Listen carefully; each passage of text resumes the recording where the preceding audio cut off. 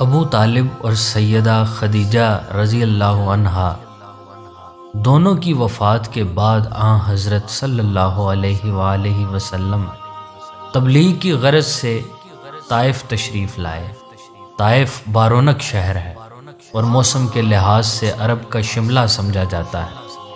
مکہ معظمہ سے مغرب کی طرف چند میل پر واقع ہے۔ یہاں حضرت صلی اللہ علیہ وآلہ وسلم کو ایسے لوگوں سے سابقہ پڑا جو ظلم و سرکشی میں مکہ والوں سے بڑے تھے۔ طائف کے بڑے بڑے چودھریوں نے شہر کے اچکوں کو خشکا دیا۔ انہوں نے حضرت صلی اللہ علیہ وآلہ وسلم پر پتھراؤ کر کے لہو لہان کر دیا، اور حضرت صلی اللہ علیہ وآلہ وسلم گھبرا کر انگور کی بیلوں کے سائے میں بیٹھ گئے۔ قریش مکہ بڑے چودھری ربیعہ کی زمینداری طائف میں تھی۔ ربیعہ کے دونوں بیٹے شیبہ اور عتبہ یہاں آئے ہوئے تھے۔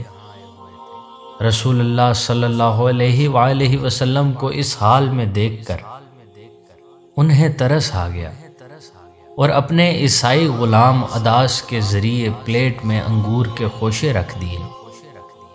حضرت صلی اللہ علیہ وآلہ وسلم نے بسم اللہ پڑھ کر تناول فرمانا شروع کر دیا۔ بسم اللہ پر عداس کے تعجب کی کوئی حد نہ رہی۔ عرض کیا، اے صاحب، اس بستی کے رہنے والے تو یہ کلمہ نہیں پڑھتے، خدا را مجھے اس کی حقیقت بتائیے۔ رسول اللہ صلی اللہ علیہ وآلہ وسلم نے فرمایا، تمہارا وطن کہاں ہے اور مذہب کیا ہے؟ عداس نے کہا، میرا وطن نینوا ہے اور مذہباً نصرانی ہوں۔ رسول اللہ صلی اللہ علیہ وآلہ وسلم نے فرمایا، وہی نینوا جہاں ایک مرد صالح یونس بن متی پیدا ہوئے۔ یونس بن متی بھی اللہ کے رسول تھے۔ عداس نے کہا، یونس بن متی علیہ السلام کو آپ نے کیسے جانا؟ رسول اللہ صلی اللہ علیہ وآلہ وسلم نے فرمایا، یونس نبی میرے بھائی تھے، میں بھی نبی ہوں۔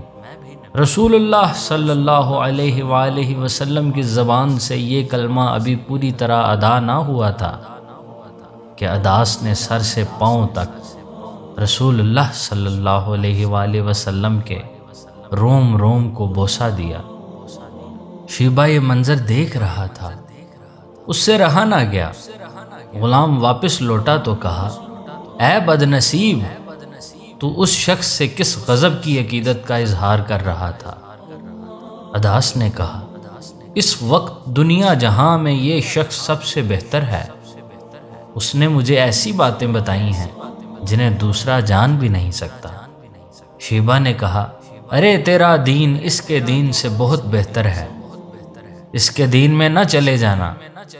اور ایسا ہی ہوا، عداس رضی اللہ عنہ مسلمان ہو گئے۔ جب شیبہ اور عتبہ جنگ بدر کے لیے نکلے تو عداس مکہ سے باہر ثنیۃ البیضاء نام کے ٹیلے پر بیٹھے ہوئے تھے۔ شیبہ اور عتبہ ادھر سے گزرے تو حضرت عداس نے روک کر کہا، وہ شخص واقعی رسول ہے، آپ کا آگے قدم اٹھانا خود کو مقتل میں لے جانا ہے۔ مگر شیبہ اور عتبہ کی تقدیر میں اپنے سرغنہ ابو جہل سے ہم بغل ہو کر بدر کے اندھے کنویں کی نجس موت درج تھی، اور عداس کے مقدر میں بدر کی شہادت کا عروج تھا۔ اور ایسا ہی ہوا۔